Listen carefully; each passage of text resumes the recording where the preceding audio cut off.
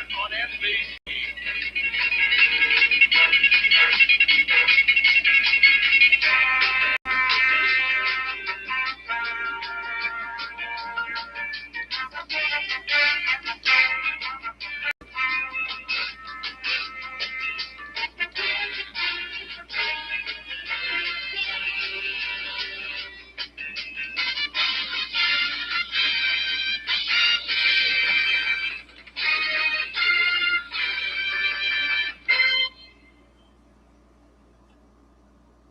Well, good afternoon to everybody. Hope you were doing well on this last Saturday in June as we are at the NBC Game of the Week Fall Classic style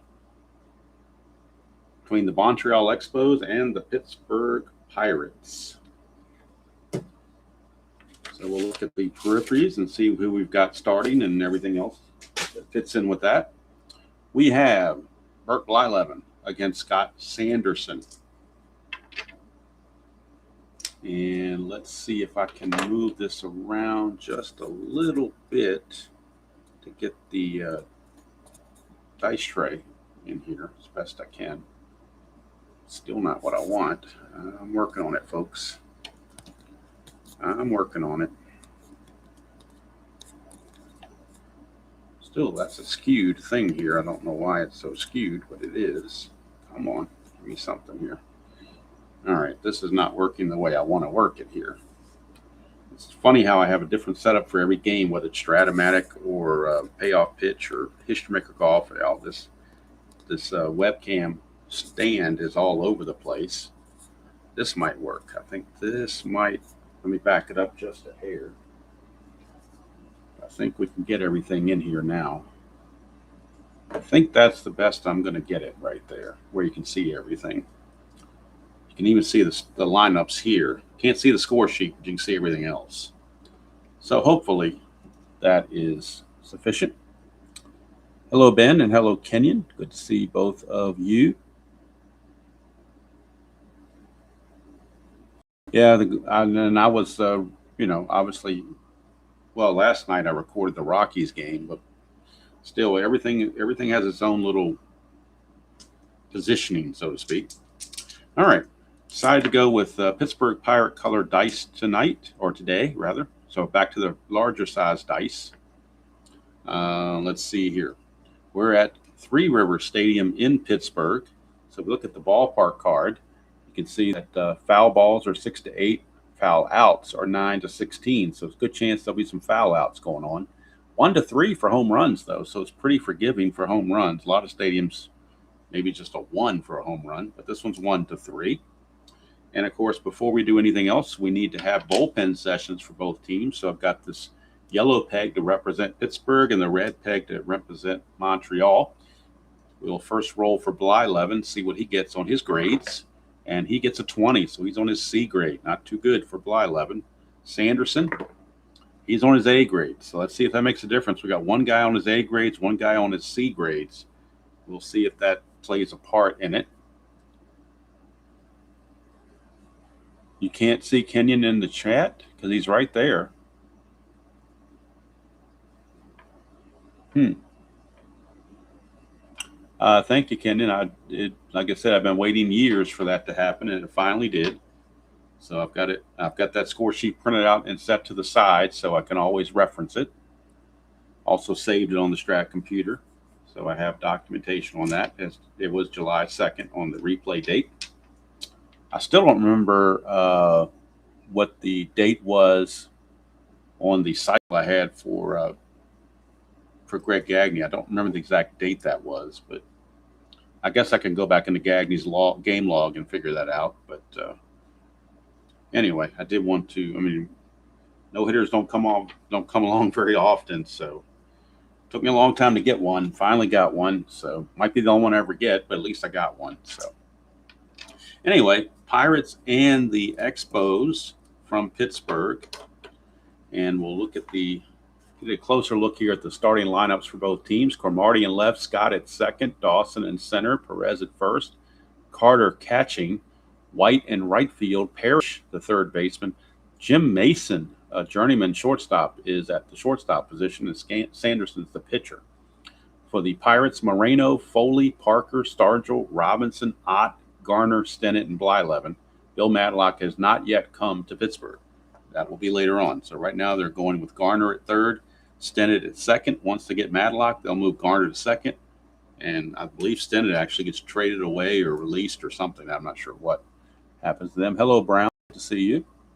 So we are ready to go. I'm going to do one test roll. This roll does not count as a roll for Warren Cromartie. This is a test roll to see if I can roll all three of these in this small little thing, or if I have to have the D20 separately. That looks like I can do it together, so we're going to try to do it together and see if it all works out. I do have the team sheets right here to go when they need to be referenced. And of course, I got all the charts. And the primary one to have handy is this defensive chart. So got all this ready to go. Tabby got her second part 2 of her haircut, and she's not too happy about it. So she's in the room, but she's over by the door, set up on her perch next to me. She may decide to move over here eventually. I don't know.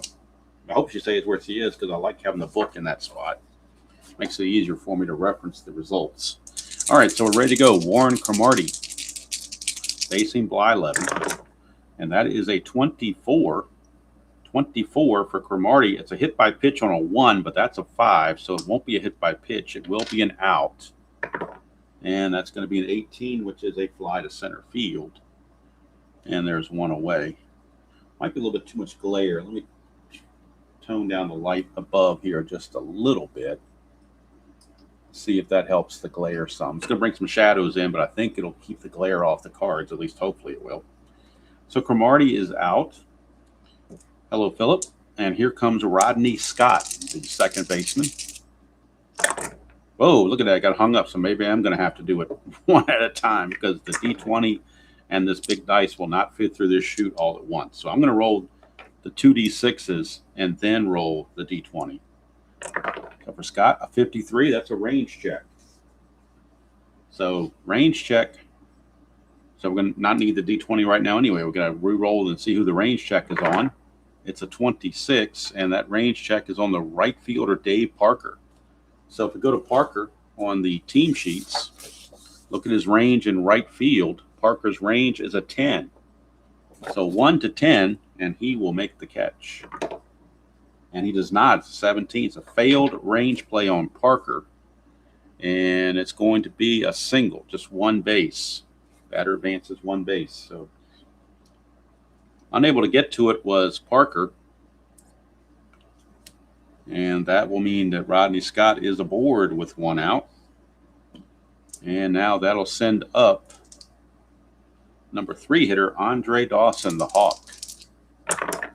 55 for the Hawk. That's bad news for the pitcher. 1 to 12 is a triple. And that's a 4, so it will be a triple for Andre Dawson. He had 12 triples in the season, so that's why he's got such a good range there. RBI triple for Andre Dawson, and the Expos lead it 1-0 right out of the chute. Now the Pirates are going to bring the infield in with one out. They don't want to give up a cheap run to the Expos. So here comes Tony Perez, former Red. Oh, why am I'm thinking of the Havoc roll. I don't need to do that in this game. Here we go. 30. Oh, doubles again. How do you like that? Another, it's an RBI single.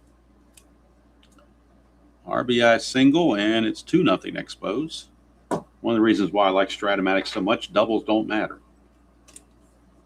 With this game in APA, it's double city. You roll doubles, you'll win. I don't care who you are. It could be the 62 Mets. You're going to win if you roll doubles. Here's Gary Carter. 21, and that's an out X, which means if it's a ground ball out, it'll be a double play automatically. The out is an 18, though. It's a fly to center. That's out number 2. So 2 down. And here comes Jerry White. 25 for White. That's an out. And it will be another fly. Well, I'm rolling 18 is quite a bit. 3 flyouts to center field. But the Pirates fall behind 2-0 early to the Montreal Expos. They've given Scott Sanderson a 2-0 lead to work with. And Chuck Tanner not too happy about it. But Dick Williams is ecstatic. All right, so A-grade pitcher Scott Sanderson steps to the mound. We'll take on Omar Moreno, center fielder. And that is a 42, which is going to be up here on Sanderson, and that is an out. And it would have been a walk on his B or C grades. On his A grades, an out. And that will be a 1, so it's a tapper right back to the mound, 1 away. So there's the first example of the A grade making a difference. Here's Tim Foley, shortstop. He gets a 63, and that's going to be a strikeout. Didn't even need the D20 on that one. That was a straight old strikeout. 2 up, 2 down for Dave Parker. And that is a 4, more doubles, 44. That's a double on a 1 to 16, single on 17 or 20. And that's a double for Dave Parker. Tell you, roll these doubles, you can do good things in this game if you just roll doubles. So now a clutch situation for Wilbur Stargell, Pop Stargell. 16, and that's a strikeout to end the inning. So the double gets wasted. So we go to the second inning with the score. Montreal 2 and Pittsburgh nothing.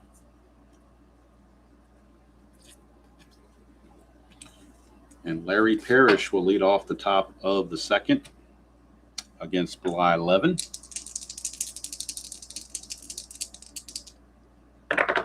That's a 46. We're going to the ballpark card. Going to Three River Stadium to see what happens on this. Parrish is a right-handed hitter, so we're going to be in this column, although the numbers are pretty much the same. We get a 2. That's gone. So how about that? Larry Parrish, a home run off of the Three River Stadium card. 1 to 3 is a home run, and that's a 2. The only exception is if he has no home runs on his card. He had 30 home runs on the season, so I think he has home runs on his card pretty easily. So Larry Parrish, perish the thought, he hits a home run, and it's now 3-0. They're just taking it to Mr. Blyleven. So that'll bring up Jim Mason, 31, and that would normally be a hit, but it's a range check by the homebrew, courtesy of Replay Gamer, which I have stuck to. So we are doing a range check. 32, we're doing a range check of Willie Stargell at first base. This could be a double down the line if it's a failure, if he fails the range check. Go to Wilbur Stargell at first base. His range is only a 4, so obviously Pop's not very agile in this part of his career. And that's going to be a double down the line. Since he couldn't get to it, Jim Mason will double. And Mr. Blyleven not exactly fooling anybody. Here's Scott Sanderson. With the runner already at second, we're just going to have Sanderson swing away. He is a 160 hitter, so he's not like he's inept. 16, but he is inept there, and he strikes out. 1 away. For Warren Cromartie. Sanderson's problem was he didn't roll doubles. If he'd rolled doubles, he'd been fine. Just like that. Warren Cromartie, 622. 1 to 17 is going to be a single. And that is a single. So now let's check runner advancement. 17 with the runner at second on a single. 17. It's hit to left field, and they hold it third. With 2 outs, they could have had a chance, but there's not 2 outs. So the single went to left. Mason will hold at third base. And we got runners at the corners with 1 out. And boy, Blyleven just in some serious trouble here. Could be a bullpen game for the Pirates the way this is going. Rodney Scott is up. Infield looking for the double play. 62, and that's a strikeout. They'll take that big time. Blyleven was strikeout number 2. And now he's got to get Andre Dawson. Runners at the corners, 2 outs. That's a 26. That's a left-right split, and that will be an out. And that's going to be a 12. So runners on the corners and a 12. It's a pop back to the white die, which was a 6, so he pops to short. Foley's got it. But another run comes in for the Expos, and they lead it 3-0, going to the bottom of the second. So Blyleven having some issues here. Got a couple innings to get straightened out, but his offense has to help him out and give him some runs to work with. Bill Robinson is your batter for the Pirates in the bottom of the second. 61, and that's going to be a strikeout. Sanderson with strikeout number 3. Brings up Ed Ott, got the shortest name in baseball. 41, and that's going to be a walk. So Ed Ott draws the 1-out walk. And that'll bring up scrap iron Phil Garner. 32, and 32 is going to be an out on the A grades.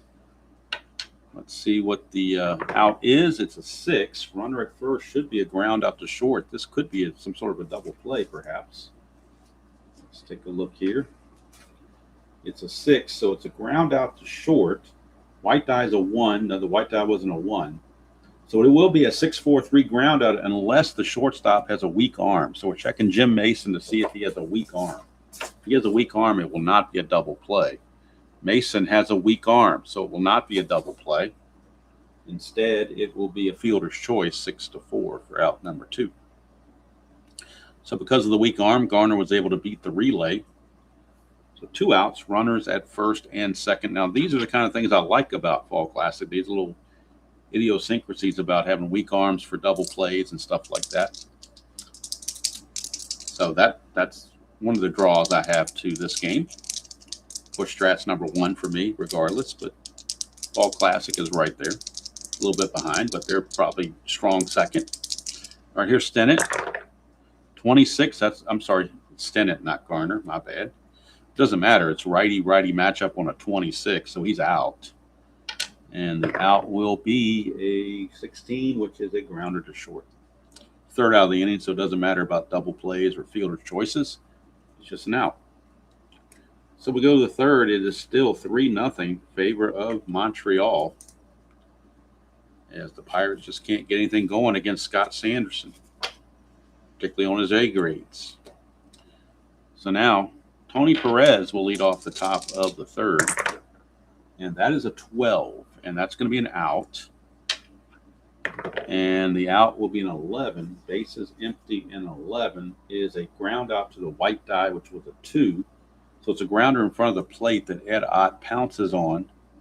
Will throw Perez out, 1 away. For Gary Carter. 52, that's an error check. So we're going to have an error chance on one of the Pirates. And the check is on the shortstop, Foley. Let's get his error rating.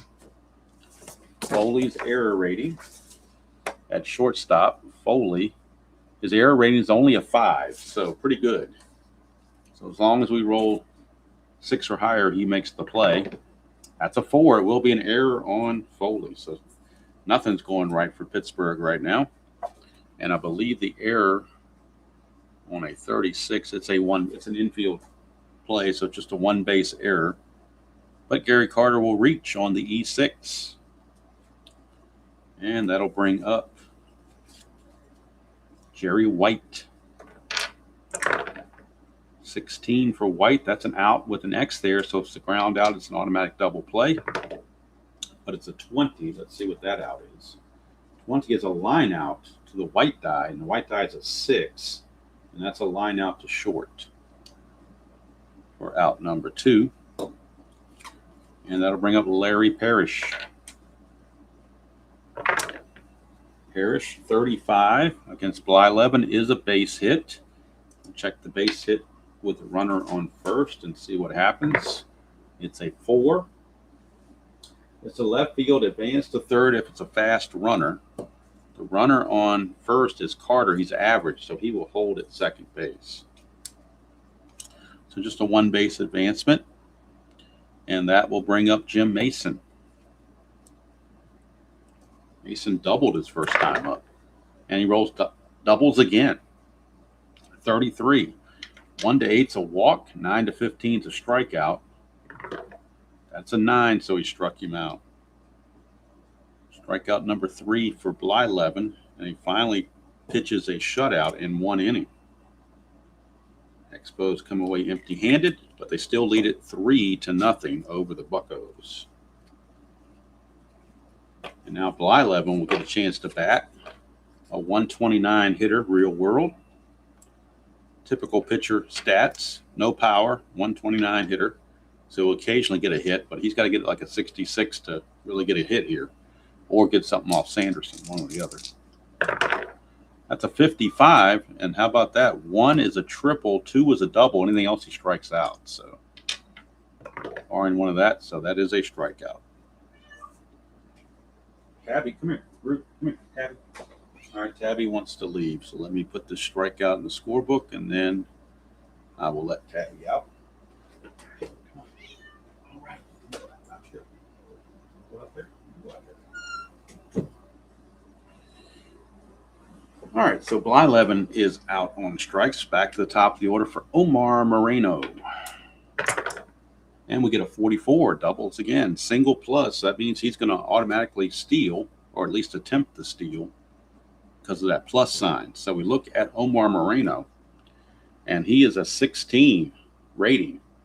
He stole 77 bases out of 98 attempts. So he's a 16. We'll check about Gary Carter. Let's check Gary Carter for his arm and see if he affects anything. Gary Carter, his arm rating is S for strong, so that will take 2 away from Moreno's successful chance. So instead of a 16, it's a 14. 1-14, and he steals it. And he's out. So Gary Carter throws him out number 2. You can question the wisdom of trying to steal when you're down by 3 runs, but when you get a plus on the card, you have to steal. It's the rules. If you play by the rules, you have to steal. So there's Tim Foley. And that's a 56, and that's going to be a strikeout, and that will end the inning. So Sanderson rolling along, his 5th strikeout. And the Expos have a 3-0 lead after 3.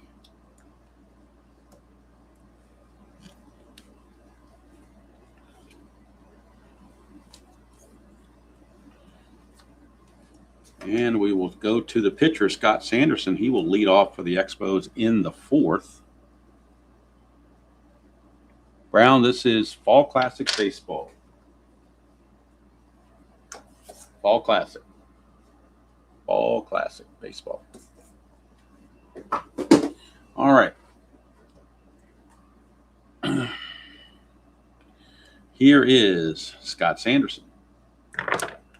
15, and that is a strikeout. Scott Sanderson out on strikes, 1 away. Now Tabby's back again. Come on, Tabby. I cleared your spot. Come on. I cleared a spot for you. Come on. Come on. There you go. Cleared a spot for you. Maybe that'll quiet her down now. Cleared the spot. All right, so here's Cromartie. That's a 46, so we're back to the ballpark card for Three River Stadium. And that's a 9, and a 9 is a foul out. So he's going to foul it out to third base. So he fouls out to third for Garner. 2 down for Rodney Scott. Rodney Scott. That's a 42. 42 for Scott against Blyleven on his C grades is a walk. So Rodney Scott will draw the 2-out base on balls. Brings up the Hawk, Andre Dawson. There's no plus sign on the pitcher card, so there's no steal when you use automated steals. So here's the Hawk, Andre Dawson. He has tripled and popped to short. That's a 66. There you go. So it's like APA. 1-15, it's gone. 16-20, it's a double. And that's a 19, so it'll be a double. We'll see if the run can score. Let's take a look here at the runner advancement. Runner on first and a double. Runner on first and a double with a 19. It's hit to right field. Holds at third, but if 2 outs, assist chance at home. There are 2 outs. So it will be assist chance at home. The batter will go to second and stay there according to the book. but this is an assist chance at home. The 19, it says it's a double, but where did the double go? It says it went to right field. So Parker gets the assist chance. So we'll look at the team sheet, a little bit easier to read, I think. Parker's assist chance is a 5. So basically, roll one die. If it's a 1 to 5, then the runner is out at the plate. If it's a 6, he's safe, and it's a throwing error on Parker. That's a 4, so Parker throws him out at the plate on the assist chance. So Dawson doubles, but Parker throws out Scott. We'll call it 9 to 4 to 2 to end the inning. There is no modifier. The only thing that was a modifier for 2 outs is the assist chance. Without 2 outs, the runner would have held automatically. So, hello, Brian. Good to see you. So the assist chance took care of that. Keeps the score at 3-0. But the Pirates need some offense. And after making a good defensive play, that player leads off the next inning. So here is Mr. Parker. Whoop, that got held up. Let's redo that. 40, and Parker gets a double. So that'll be a double, 1 to 16. 17 to 20 is a single. And that'll be a double for Dave Parker. So a double good for Parker there. He throws the runner out, then leads off the next inning with a double. Pirates might have something cooking with nobody out, and here comes Pops. And that's a 45 for Pops, and that's going to be an out F. So that means it will be a fly ball out regardless of the result. So I believe on an out F, you don't even roll the D20. I think it just defaults to a fly out code 8. So somebody can verify that for him, but I don't see any reason to roll the D20 now because it is an out F. So that's going to override anything that I would roll on the thing, which will make it a fly to center. So I don't know, do I roll to see if it's a fly to right or fly to left, or I just call it a fly to center and call it a day? That's what I'm leaning towards, is calling it a day on a fly to center. Out code 8. That's what I'm going to go with. It says runner holds from second base. White die 1 and fast or average runner, it goes. The white die wasn't a 1, so there's no problem there. So fly out to center field is what we're going to call it. 1 away, and that's going to send up Bill Robinson. That's a 34 against Sanderson. That's an out. Runner at second, and that's a 20. And that's a line out to the white die. The white die was a 4, so he lines to second base. There is a chance for a double play, but we have to roll a 2 on the D20 to make it a double play. Anything else, he gets back. And he got back. So there's 2 away now. But their Pirates about ready to blow the leadoff double opportunity. Here's Ed Ott. 50 doubles come through again. I'm telling you, you roll doubles in this game, you know, the most inept team can win. So 55, and we get a 15. That's a single. So the run doesn't necessarily score automatically. So we'll go to the single chart, and we'll see what kind of a single result we get. We get a 16. Hit chart, run on second, 16. Runner scores. It's hit to right field, and the runner scores. So Ed Ott comes through with an RBI single. And the Pirates are finally on the board, cutting the lead to 3-1. I'll tell you, just like Appy, you roll doubles, you're in good. You're in like Flynn. Here's Garner, 56. That was not a double. 66 would have been a double, but 56 is going to be a strikeout. So that's the difference right there. One number can make a big difference. That is strikeout number 6 for Sanderson.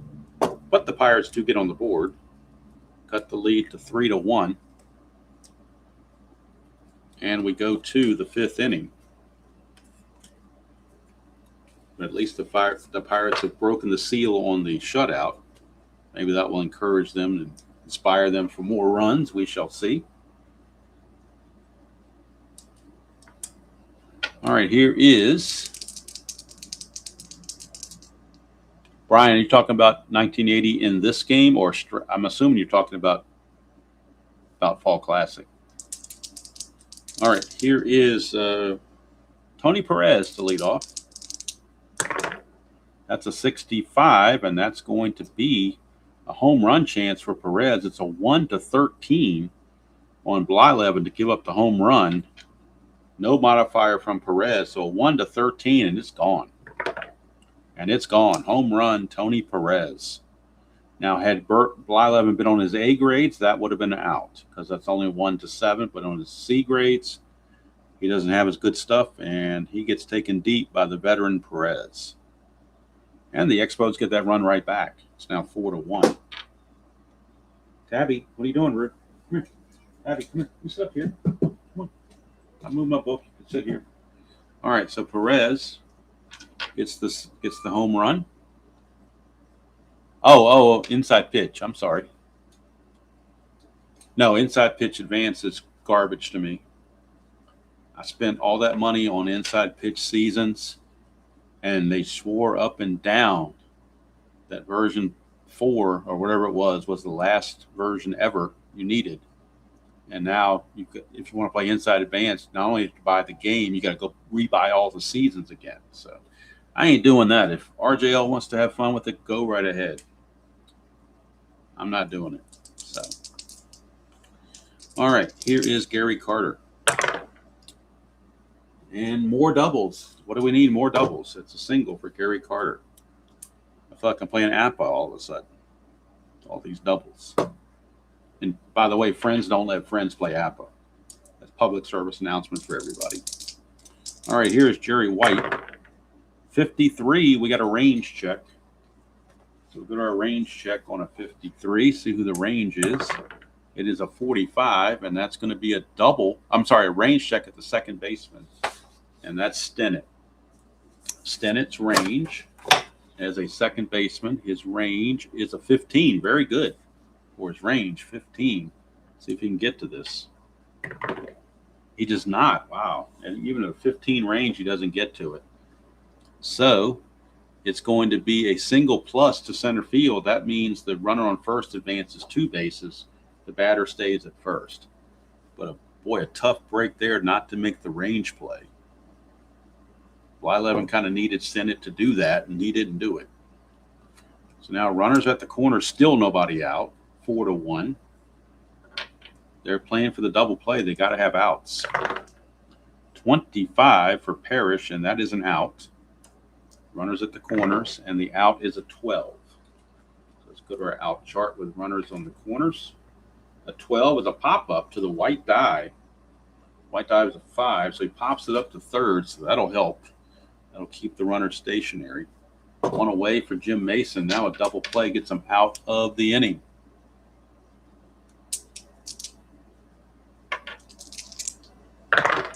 That's another 25, and that's another out. Let's see what this one brings. That's a 20. It's a line out to the white die, which is a line out to third. So 2 outs in a row, and the base runners have been held in check. And now all he has to do is get Scott Sanderson. And he'll get Sanderson most likely, assuming we don't roll the doubles. But we roll doubles. I'm telling you, this is uncanny. 44, 1-9 is a single. That's a 15, though, so he struck him out. Good thing the pitcher was batting is all I can say. But this is something else with his doubles. Let's see here. It's now 4-1 on the home run from Perez. Gets that lead back to 3 runs. 4-1 ball game.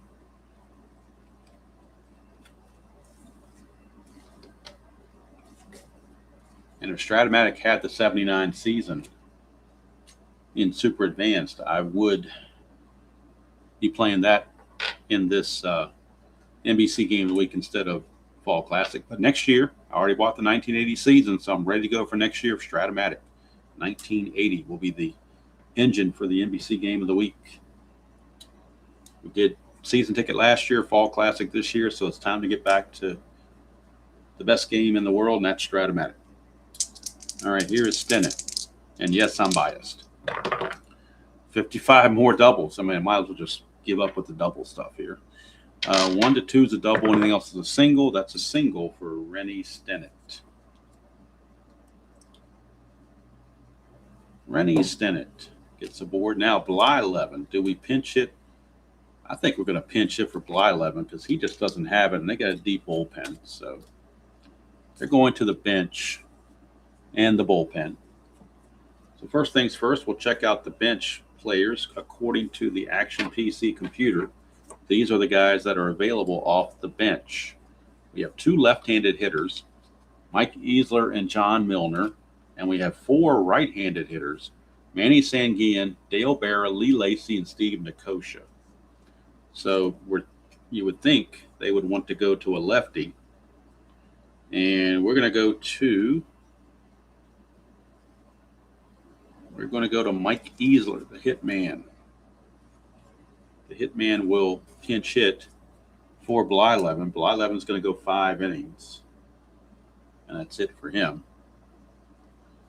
But we need Easler to pinch hit. And then we'll figure out, let's see, who's coming up for the Expos, the top of the order. Cromartie is a lefty.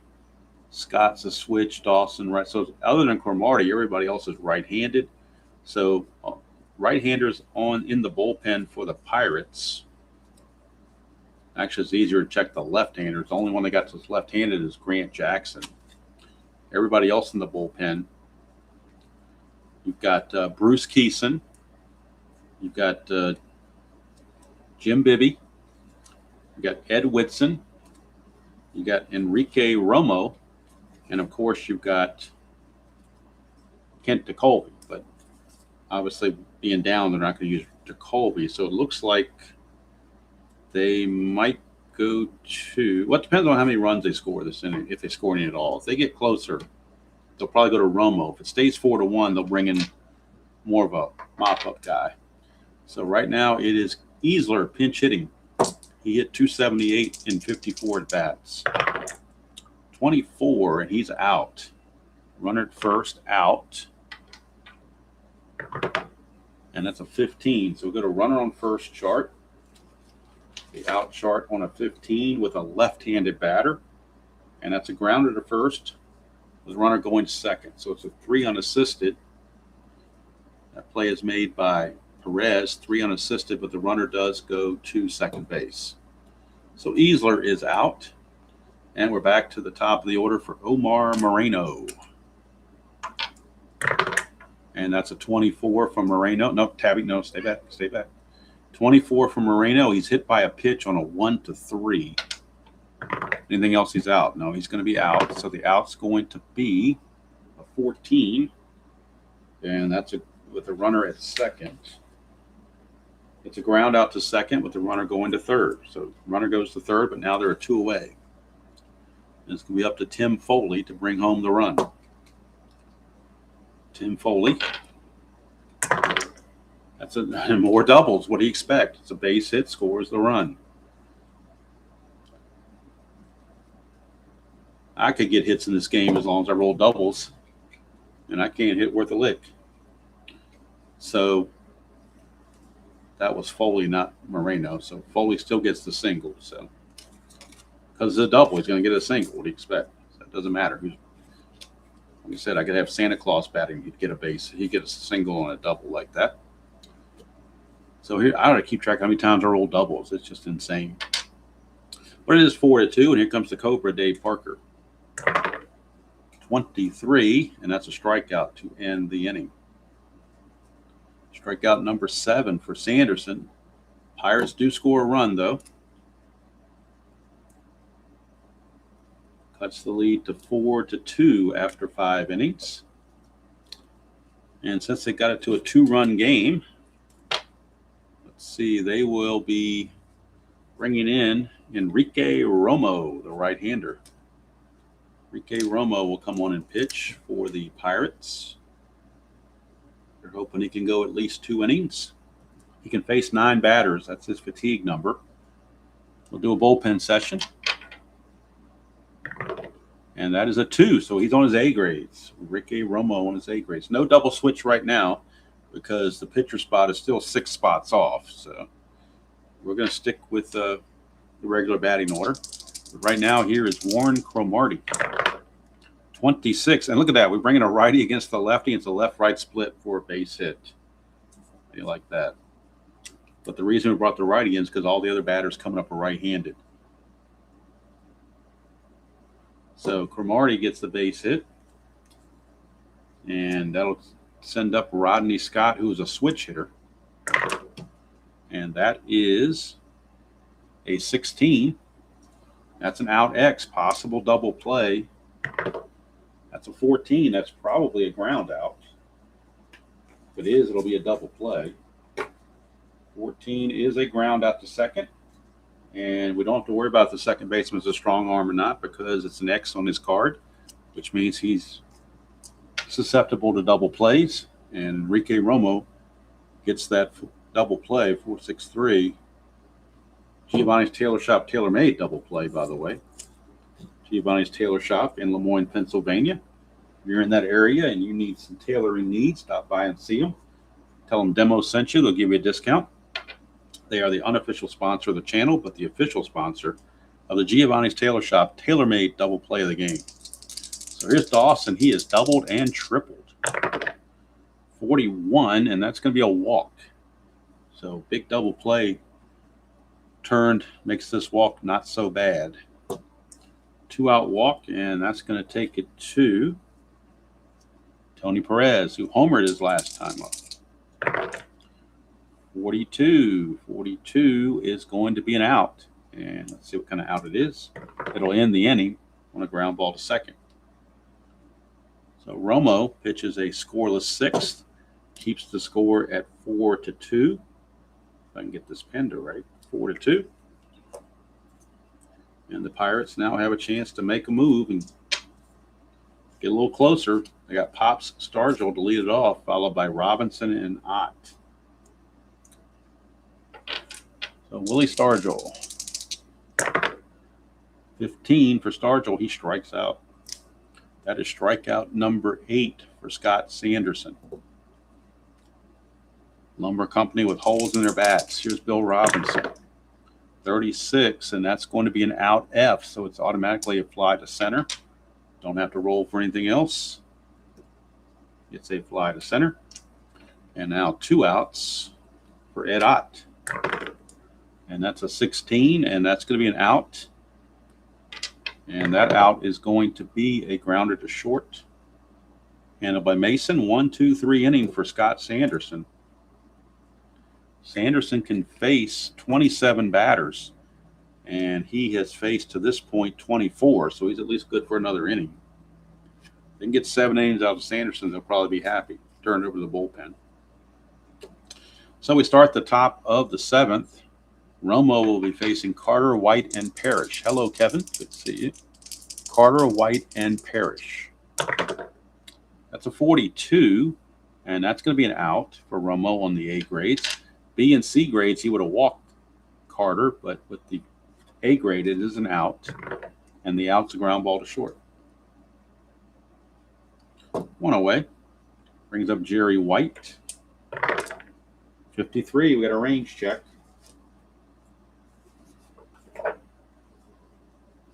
Range check coming up. We get a 14. That's a range check of Moreno, the center fielder. I would think just by watching him play, he has pretty decent range just because of his speed, but we'll see. His range in center field is listed as 11. That's not too bad. So 1 to 11, he makes the play. And he does. So Moreno runs it down. 2 down. And that'll bring up Larry Parrish, rather. So Romo is set to bat third next inning. So they're just going to try to get him through 2 innings and then turn it over to somebody else. Parrish, 41, and that's a walk. 2-out walk to Parrish. Brings up Jim Mason.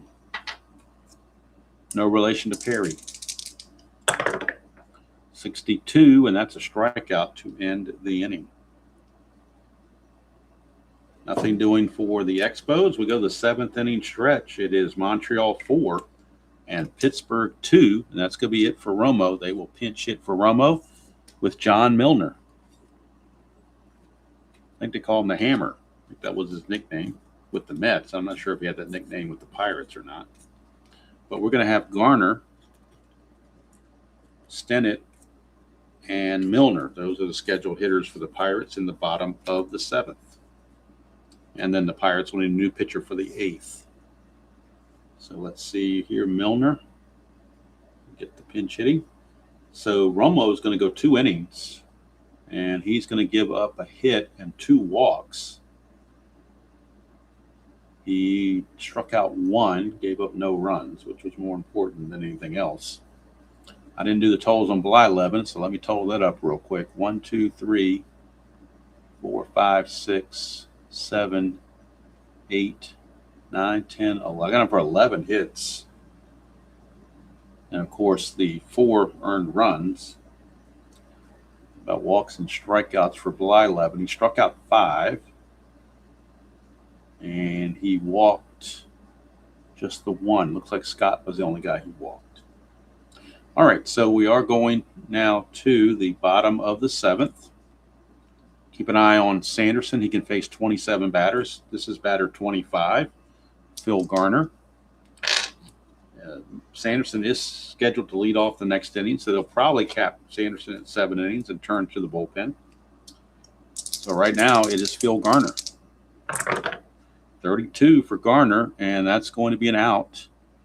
And the out will be an 11, which is a ground out to the white die, which was a 2. So it's a grounder in front of the plate that Carter pounces on. Throws Garner out, 1 away. Rennie Stennett. That's a 34 for Stennett, and that's an out. That will be a 17, fly ball to left, 2 down. And now the pinch hitter, John Milner, steps up. 276 hitter, 16 home runs on the 79 season. Oh, got hung up there, so let's redo that. 14, and he's out. And the out will be a 1. Tap it right back to Sanderson. And that's going to do it for the Pirates, and we'll also do it for Sanderson. He's going to go 7 innings. And with him leading off the next inning, they'll go ahead and cap him. He's faced his 27 batters. So they will go ahead and cap Sanderson there.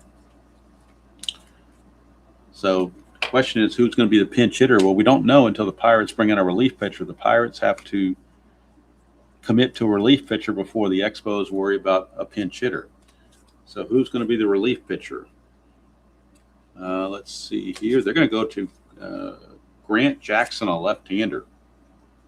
Grant Jackson is a left-hander, so that means the Expos will turn to a right-handed pinch hitter, and we'll see who they get on the bench right-handed. And they have quite a few, actually. They've got Ellis Valentine, Chris Spire, Dave Cash, Duffy Dyer, and Dave Gardner's favorite player, Ken Maha, or Maka, however it's pronounced.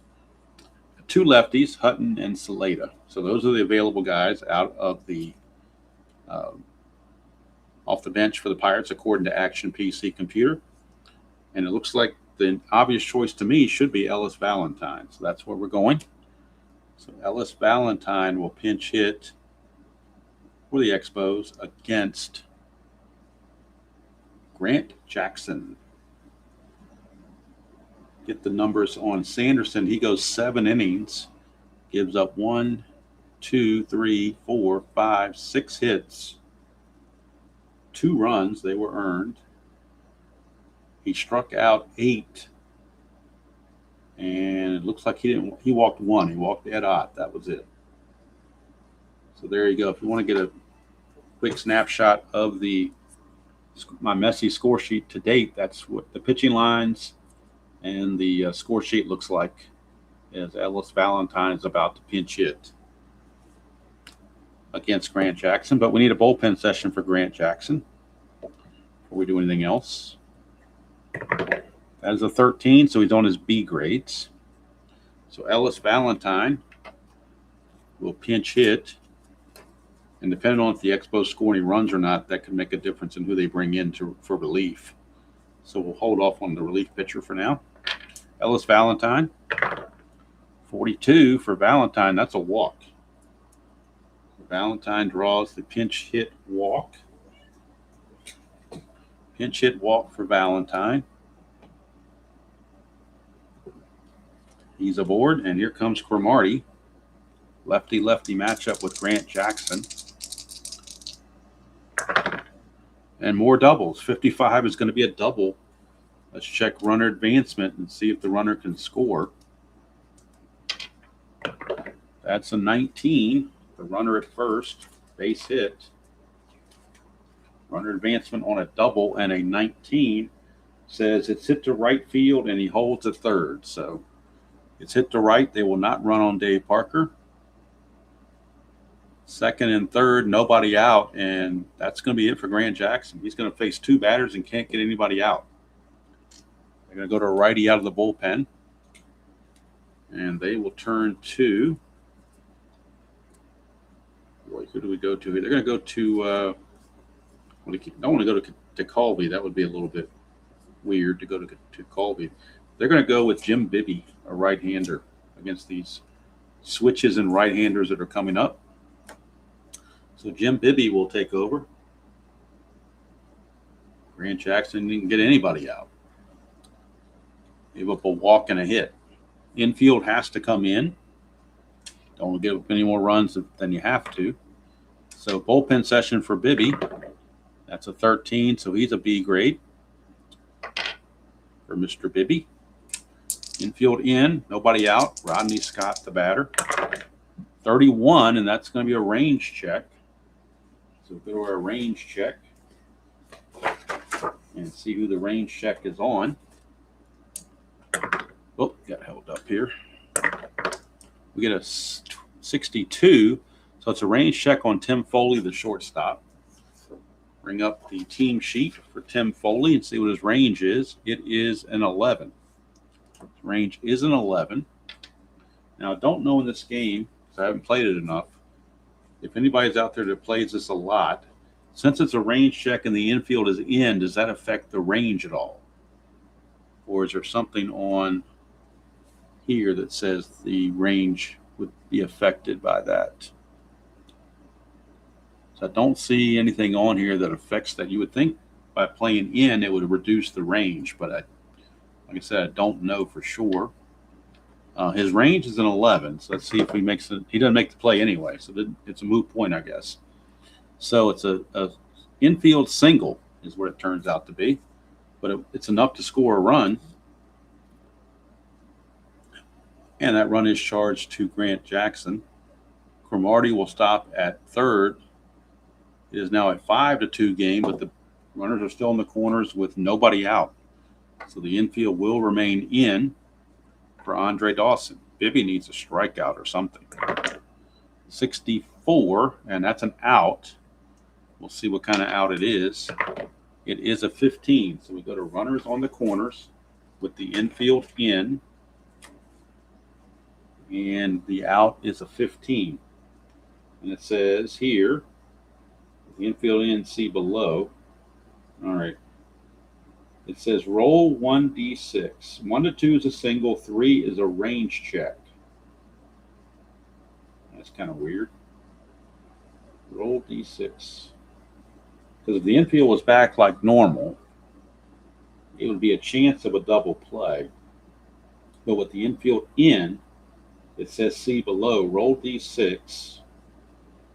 And it says a 1 to 2 is a single, a 3 is a range check, 4, 5 is a risk at home, 6 is a risk at home.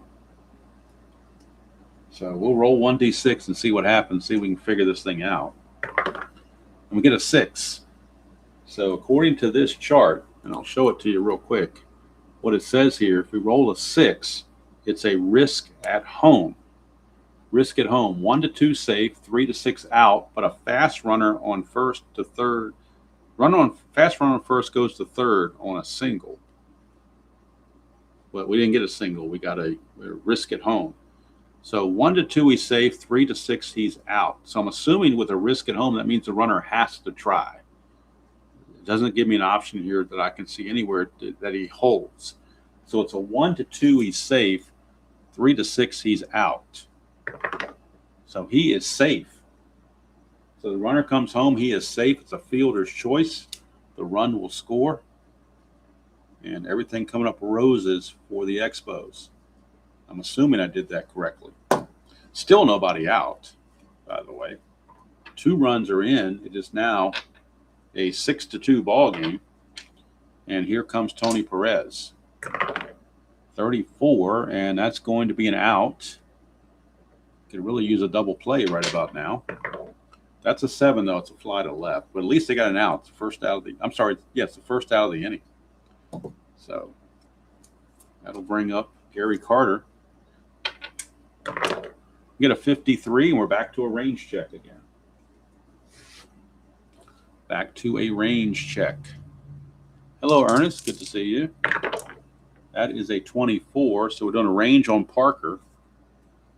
Parker's range in right field is a 10, so he really needs to make this play. 1 to 10, he makes the play, and he does. So it's a range check, successful. And let's see here. I don't think anybody can tag up. We'll double check it. Let's see here. Range check single, so successful range check to right field. Is there anything on here about right field? Let's see here. I don't see anything on here about the outfielders. It says all flyouts, all runners hold their base. Okay, so that's what we're going with. So fly out to right field. Parker makes the play. Keeps it from getting any worse. Here's Jerry White. 54. That's that dreaded 54 chart. And a potential wild pitch right off the bat. So I'm going to roll the D20. Wild pitch rating on Bibby is a 15, so it's very likely to be a wild pitch. But it's a 17, so it's not a wild pitch. So since it's not a wild pitch, we just drive on. So how about that? Got a break there, did the Pirates. 15, that's an out. And the out will be ground ball short to end the inning. So 2 runs come in. They are both charged to Grant Jackson. But at least Bibby got the rest of the outs to keep it from being a total blowout. As it is, it's 6-2. And now the Expos will need a new pitcher. But they'll probably do a double switch because we're so close to the pitching spot. Ellis Valentine is actually going to stay in the game to play right field as a White made the last out. So it makes sense to have Ellis Valentine batting 9th and stay in the game to play right field, which he will do. And we'll need a new pitcher for the Expos, and we'll see who's in their bullpen according to the Action PC computer. Need to figure that out. Let's get their bullpen guys. And let's see, we've got lefties and righties over here. We got almost as many. We got more lefties than we got righties. So lefty, well, about the same, I guess. Lefty pitchers available. Woody Fryman, Rudy May, and Dan Schatzeder. Righties available. David Palmer, Elias Sosa, and Stan Bonson. So there's all kinds of guys you can go with here. Pirates have Moreno. So they got 3 lefties out of 3 batters are left-handed out of 4. So it would make sense for the Expos to go with a left-handed pitcher. And they're going to go with Woody Fryman. It's not a save situation, but I'm going to go ahead and bring Fryman in. Fryman will bat in the number 6 spot, formerly held by White. So that's going to be Fryman, the pitcher.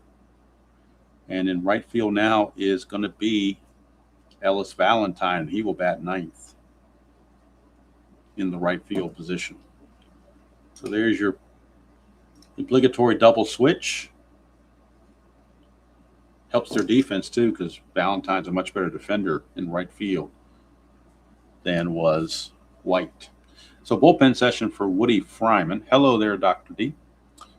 Bullpen session for Fryman, and that's a 6, so he is on his A grades. And he'll be facing top of the order, Omar Moreno. 6-2 Expos, bottom of the 8th. We get a 15, that's an out. And the out will be an 11, which is a ground out to the white die, which was a 5, so it's ground out to third. Larry Parrish handles that, no problem. 1 away. And that'll send up Tim Foley. That's a 42. And that'll be a walk on a 1-16. And it is going to be a walk. So Tim Foley will draw the base on balls. So what the Pirates need, they need base runners. Here's the Cobra. 16, and he is out with an X, so we get a ground ball. It's a double play. It's an 11, runner at first. That is a ground out. So it will be a double play. It will be a double play. The ground out on an 11. It's a ground out to the white die, which was a 6. So it's a ground to short. So it's going to be another Giovanni's Tailor Shop. Tailor-made double play, 6-4-3. And the Pirates are gone in the 8th. So we go to the 9th. It is still 6-2. And Bibby will finish out for the Pirates, facing Parrish, Mason, and Valentine. Hello, Triple G. Here's Larry Parrish. And more doubles. 66, it's gone. There you go. Appa all the way. Yay, we love Appa for the 66s, don't we? Not. Friends don't let friends play Appa. I keep saying it. I'll say it till I'm blue in the face. Here's Jim Mason. 45, and that's an out. And that will be a 1, so it's ground ball to Bibby. And now that'll bring in Valentine, who stayed in the game. 32, and that's going to be a double 1-2. Anything else, he's out. That will be a 3. Ooh, barely got that. So it's a 2 on the out chart, which is a fly out to center field. So 2 outs. And that takes us back to the top of the order for Cromartie. 7-2 Expos. That's an 11, more doubles. But this one for Cromartie will be an out. And we get a 1 right back to the pitcher, Bibby. But just to add a little insurance and a little insult, the Expos put up a run on the home run from Larry Parrish, as the Expos use the 66 to 69 the Pirates. And not much else left for the Pirates to do but go ahead and finish out the ball game and get out and get this over with, because they are toast.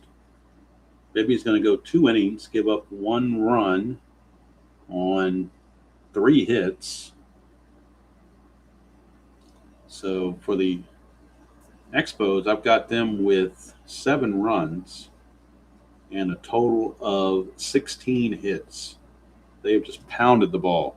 All those doubles just adding up. Here's Stargell. And 66 there. And he gets a home run. Yay, 66. Isn't that exciting? Isn't that skillful? Didn't Stargell use all his skill for that? 54. We're going to the 54 chart. See what we can get here. On the 54 chart, we get a 10. Base is empty. We go to the Wilder chart. So we're going to the Wilder chart. That's a 12. 12. Foul pop down the line. Third base fighting it. Roll versus E rating to see if he drops it. Batter gets another chance or he catches it. So we're checking the E rating on Larry Parrish, the third baseman. His error rating at third base, Parrish, is a 7. So 1-7, he drops this. 8-20, he makes the catch. And he drops it. It's an error, E5. It's going to allow Robinson to keep batting.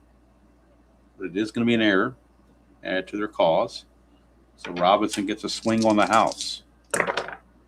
24. Hit by pitch on a 1 or a 2. But he's not going to be hit by the pitch. So the out will be a fly to left. So the error didn't turn out to hurt anything because he got out anyway. Here's Ed Ott. Ott, a 36, and that's going to be an out. And the out is going to be a 9, fly ball to right field, 2 down. And Phil Garner steps up. Last chance for the Pirates. They trail it 7-3. and a 14. He's out, and that's going to be the ball game. And the out will be a fly to right to end the ball game, end the inning, and end the ball game. Expos defeat the Pirates by the score of 7-3. Without having Bill Madlock there, the family is not quite put together yet for the Pirates, so they're still in their early stages. 7-3, the final. Fryman's going to go 2 innings, give up a run, and he's going to give up just the 1 hit. So 7 hits total for the Pirates. Oops. 7 hits for the Pirates. The only error of the game that I can see here was the error we just had on Parrish, which didn't affect anything. So 7, 16-1 for the Expos, 3-7-0 for the Pirates. So there you go. Fall Classic NBC game of the week is wrapped up here at Three River Stadium. 7-3 Expos the winner. We're moving to the month of July for next Saturday, where we will head to County Stadium in Milwaukee. It'll be the Detroit Tigers taking on the Milwaukee Brewers. That'll be next Saturday on the NBC game of the week. That is a July 7th game. And then the week after that, we'll be in Toronto for the Twins and the Blue Jays on July 14th. And then on July 17th, we have the All-Star game. So we will do the All-Star game from Seattle. And I'll play that midweek. I'll play it on the Tuesday, whatever Tuesday is closest to July 17th, because the All-Star game is always played on a Tuesday night. So I will do that.